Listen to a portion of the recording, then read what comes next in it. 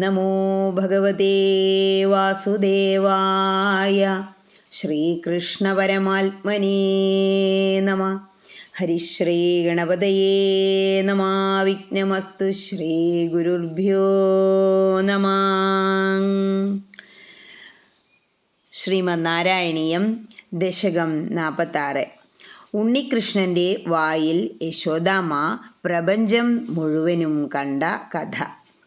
ഈ ദശകം രചിച്ചിരിക്കുന്നത് വിയോഗിനി വൃത്തത്തിലാണ്. ഹരേ നാരായണ. ഐ ദേവപുരാ കില ത്വയി സ്വയമുത്താനശയേ സ്തനന്ദയേ പരിജൃംഭണതോ വ്യപാവൃതേ വദനേ വിശ്വമജഷ്ടവല്ലവീ. ഇനി ഈ ശ്ലോകത്തിലെ ഓരോ വാക്കുകളുടെയും അർത്ഥത്തെക്കുറിച്ച് ചിന്തിക്കാം.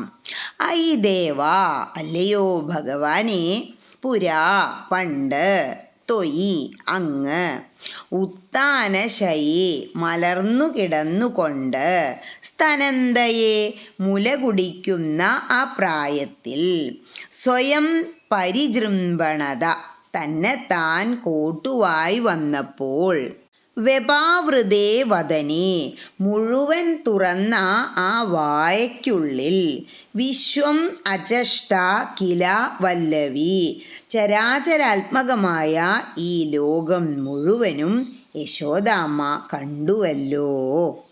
ഇനി ഈ അർത്ഥങ്ങളെല്ലാം മനസ്സിൽ വച്ചുകൊണ്ട് ആ ശ്ലോകം ഒന്നുകൂടി ചൊല്ലി നോക്കണം. എന്താ പറയണേ? പണ്ടൊരിക്കൽ അമ്മയുടെ മടിത്തട്ടിൽ മലർന്നു കിടന്ന് മുല കുടിച്ചുകൊണ്ടിരുന്ന അങ്ങ് കോട്ടുവായിടാൻ വേണ്ടി വായ തുറന്നപ്പോൾ യശോദാമ്മ അതിനുള്ളിൽ ഈ സകല ലോകങ്ങളെയും കണ്ടു. ഭാഗവതത്തിലെ ദശമം എന്നു പറഞ്ഞാൽ കണ്ണൻ്റെ കഥകൾ അങ്ങനെ നിറഞ്ഞു നിൽക്കുകയാണ്. ഇവിടെ ദശമത്തിലെ 7-ാം അധ്യായത്തിൽ 34 മുതൽ 4 ശ്ലോകം കൊണ്ടും 8-ാം അധ്യായത്തിൽ 32 മുതൽ 45 കൂടി 14 ശ്ലോകം കൊണ്ടും വർണ്ണിച്ചിരിക്കുന്ന കഥകളാണ് ഈ 46-ാമത്തെ ദശകത്തിൽ പറയുന്നത്.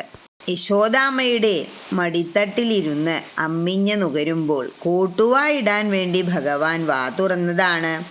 അങ്ങനെയാണ് ആദ്യമായി ഈ ലോകം മുഴുവൻ ഭഗവാന്റെ വായ്ക്കുള്ളിൽ യശോദാമ്മ കാണുന്നത്.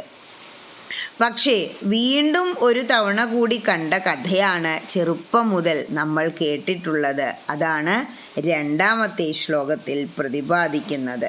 ഹരേ കൃഷ്ണ.